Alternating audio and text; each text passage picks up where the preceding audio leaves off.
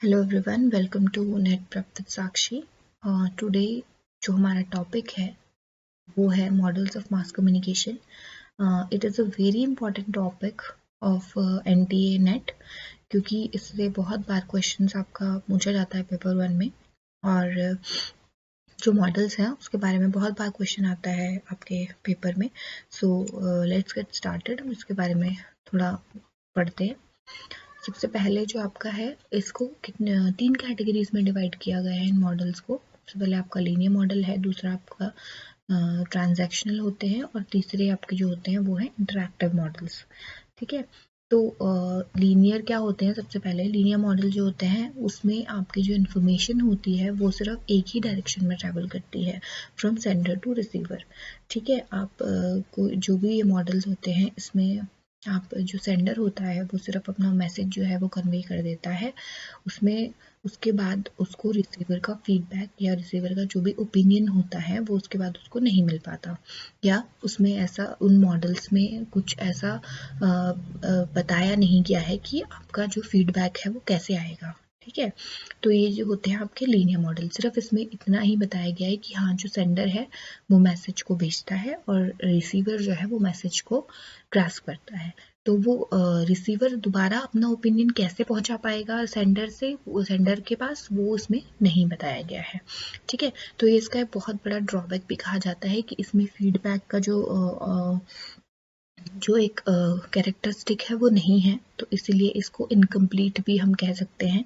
ठीक है, तो इसमें जो आपके एग्जाम्पल्स हैं वो आपका एरिस्टोटल का मॉडल है, लासवेल का मॉडल है, शैनन एंड वीवर का मॉडल है, ये इसके एग्जाम्पल्स हैं।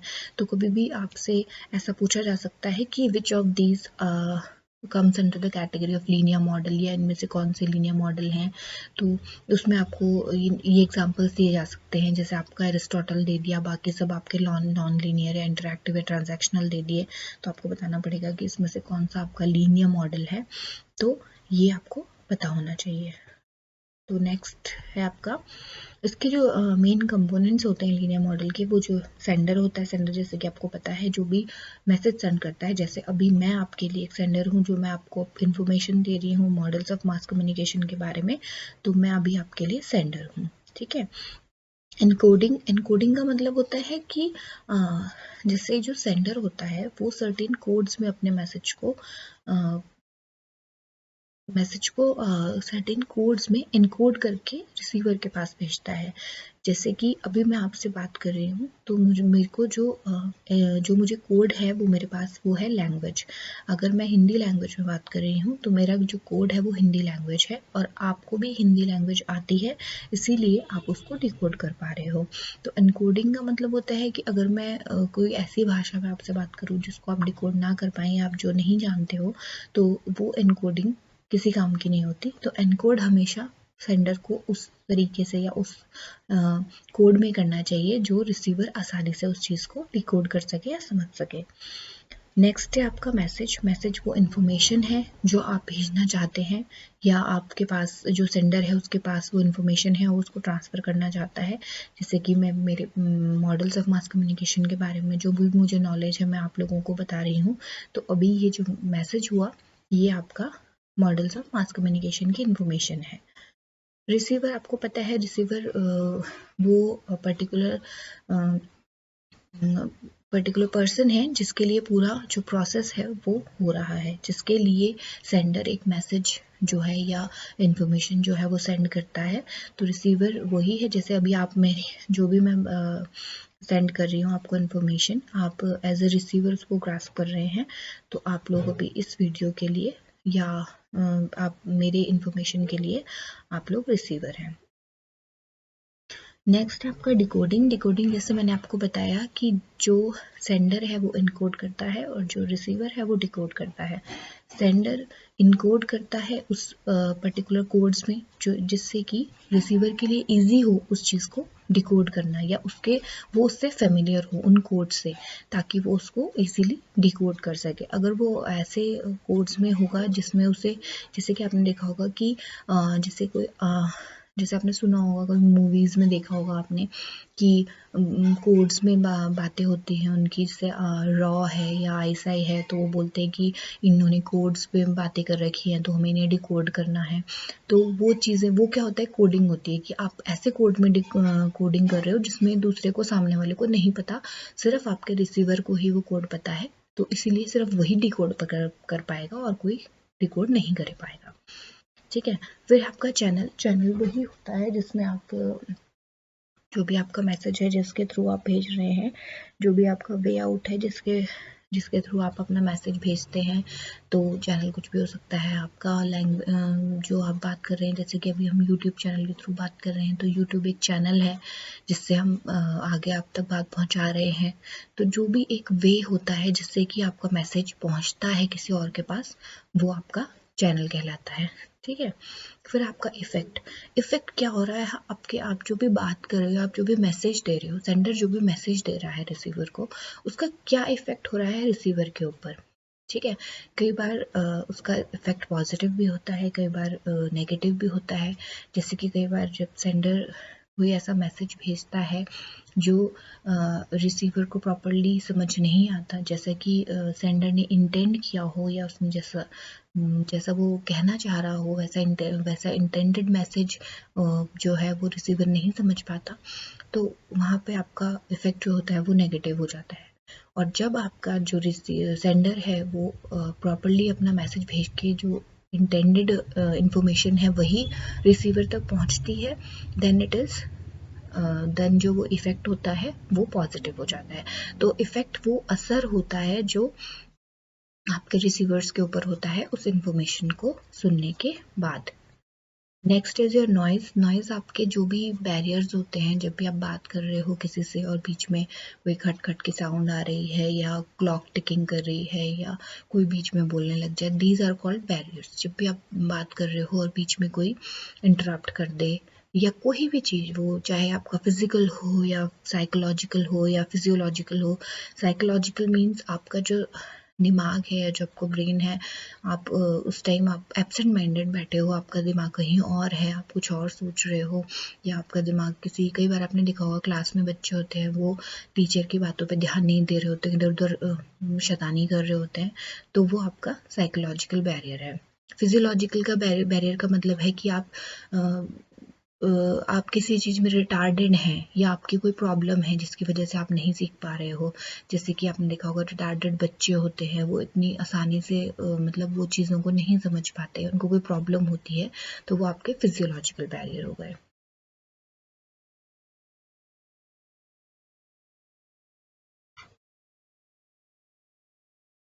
सो नेक्स्ट है आपका इंटरैक्टिव मॉडल में जो आपकी जो मेन इंपॉर्टेंट चीज़ जो आपके लीनियर मोड में जो मिसिंग थी, वो आपकी इस मॉडल में है, वो है फीडबैक। जैसे कि जो भी आप सेंडर जो भी मैसेज भेजता है रिसीवर को, तो रिसीवर जो है उस अपना ओपिनियन उस मैसेज के बारे में वापस भेज सकता है सेंडर को, तो वो आपका फीडबैक होता है।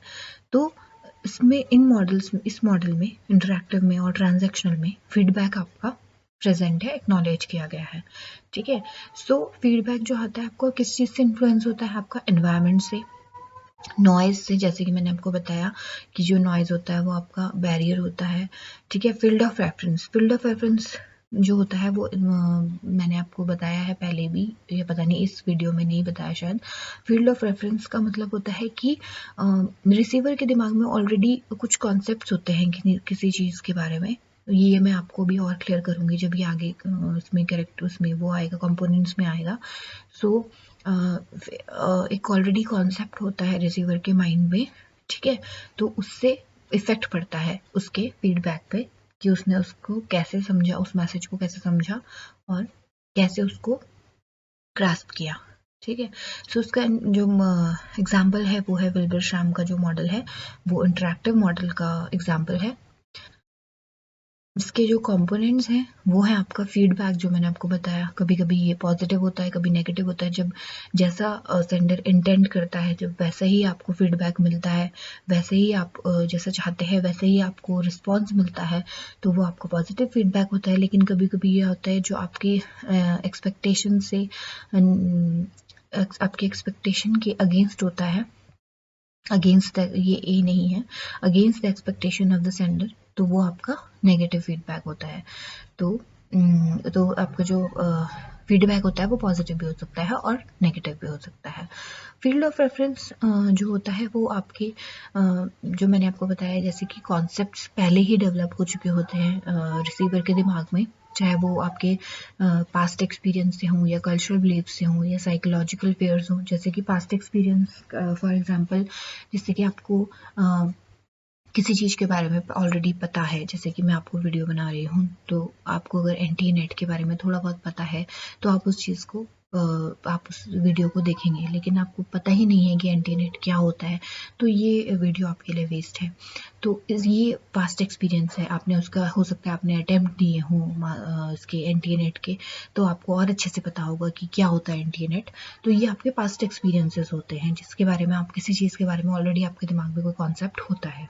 कल्चरल बिलीव्स, जैसे कि आपको पता है कि आपके कल्चर में लिखा है कि नॉनवेज नहीं खाना चाहिए, तो अगर आपको कोई कितना भी बोले कि नॉनवेज में प्रोटीन्स होते हैं या ये विटामिन होते हैं, ये होता है, तो आप उस चीज़ को मानेंगे ही नहीं, बिकॉज आपके कल्चरल बिलीफ में ये लिखा है कि नहीं, नॉनवेज नहीं खाना चाहिए। तो ये चीज़ें आपके कल्चरल बिलीफ से भी आती हैं। साइकोलॉजिकल फेयर्स, जैसे कि आपको पता है आपको पानी में जाने से डर लगता है, लेकिन आपको कोई बता रहा है कि मैंने स्कूबा डाइविंग करी और मुझे बहुत मज़ा आया, मैंने बहुत सारे पानी के अंदर बहुत सारी चीज़ें देखी, फिशेस देखी डिफरेंट तरीके की, तो आपको लगेगा कि नहीं, पानी में तो जाना बहुत खतरे वाली बात है या खतरनाक चीज़ है और पानी में जाना ही नहीं चाहिए। अब वो आपको कितना भी एक्सप्लेन करे, आप उसकी बातों को मानेंगे ही नहीं, आपको लगेगा कि ये सिर्फ आपको ये चाहता है कि आप पानी में जाओ, इसीलिए वो ये सब कर रहा है। तो ये चीज़ें, ये आपका साइकोलॉजिकल बैरियर है जो आपके दिमाग में बैठ चुका है। तो इन चीज़ों से आपका जो है वो फ्रेम ऑफ रेफरेंस या फील्ड ऑफ रेफरेंस बनता है दिमाग में। ठीक है, नेक्स्ट है आपका ट्रांजैक्शनल मॉडल। ट्रांजैक्शनल मॉडल और इंटरैक्टिव मॉडल लगभग बिल्कुल सेम है, लेकिन इसमें सिर्फ एक ही डिफरेंस है जो बच्चे भी कई बार कंफ्यूज हो जाते हैं कि ट्रांजैक्शनल मॉडल में और इंटरैक्टिव मॉडल में क्या डिफरेंस है, दोनों तो बिल्कुल सेम ही है। तो एक डिफरेंस वो ये है कि जो ट्रांजैक्शनल मॉडल है उसमें जो सेंडर है वो कभी भी रिसीवर बन जाता है और जो रिसीवर है वो कभी भी सेंडर बन जाता है। इट मीन्स कि जब भी आप कोई बात कर रहे होते हैं, आप इंटरपर्सनल कम्युनिकेशन कर रहे होते हैं, आप अपने घर में मम्मी से बात कर रहे होते हैं, अपने भाई से बात कर रहे होते हैं या अपने किसी फ्रेंड से बात कर रहे होते हैं, तो आप उससे क्वेश्चन पूछते हैं, वो भी आपसे क्वेश्चन पूछता है, आप उसको आंसर करते हैं, वो भी आपको आंसर करता है। तो ये चीज़ें, ये आपका ट्रांजैक्शनल मॉडल में आता है। ठीक है, अगर जैसे मैं अभी आपको ये वीडियो बना रही हूँ, फिर मैं इसको पोस्ट करूँगी, ठीक है, तो आप फिर उसके बाद इस पर कमेंट करेंगे, आपका फीडबैक आएगा। ठीक है, तो तब ये अभी ये इंटरैक्टिव मॉडल है। ठीक है, लेकिन अगर ये लाइव सेशन होता, अभी मैं आपसे बात कर रही थी, अभी मैं आपसे कुछ पूछती, आप मुझे कोई कमेंट में आंसर करते, फिर आप कमेंट में कुछ पूछते, मैं आपको आंसर करती, तो तब ये एक ट्रांजैक्शनल मॉडल बन जाता। ठीक है, तो यही डिफरेंस है इंटरैक्टिव और ट्रांजैक्शनल मॉडल में। ठीक है, और ट्रांजैक्शनल मॉडल का आपका जो एग्जांपल है वो है बार्लैंड्स मॉडल ऑफ इंटरपर्सनल कम्युनिकेशन। जैसे कि मैंने आपको एग्जांपल भी दिया कि जो इंटरपर्सनल कम्युनिकेशन होती है वो ट्रांजैक्शनल होती है। ठीक है, तो ये आपके मॉडल्स ऑफ मास कम्युनिकेशन थे और आई होप कि ये आपको समझ में आए हों। और thank you for watching and keep watching net prep with Sakshi. और अगर आपको वीडियो पसंद आई हो, वो समझ में आई हो, तो प्लीज़ लाइक करिए, कमेंट करिए और शेयर करिए अपने फ्रेंड्स के साथ। और प्लीज़ कमेंट ज़रूर करिएगा ताकि मुझे पता चले कि आपका जो फीडबैक है वो क्या है, नेगेटिव है या पॉजिटिव है, क्योंकि आपको पता है कि सेंडर के लिए फीडबैक बहुत इंपॉर्टेंट होता है। Okay, so thank you very much and have a nice day.